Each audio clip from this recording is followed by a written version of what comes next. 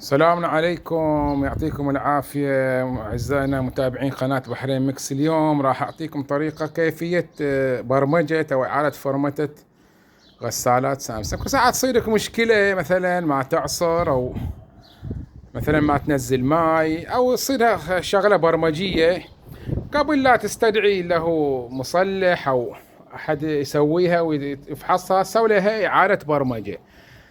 يمكن تضبط وياك، والطريقة جدا سهلة. مجرد انك تضغط على هذيلين الحبتين مع زر اللي هو التشغيل، زين.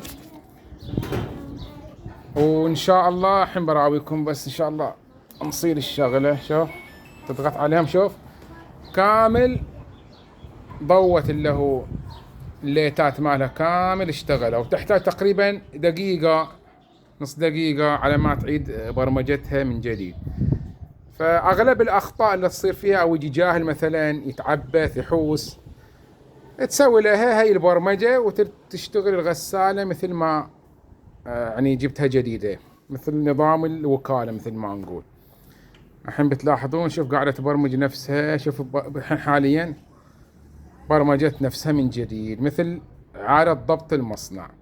أتمنى أنكم استفدتوا من هذا الدرس. لا تنسون الاشتراك في القناة ونشر الفيديو ليستفيد منه الكثير، وشكرا لمتابعتكم، مع ألف ألف سلامة.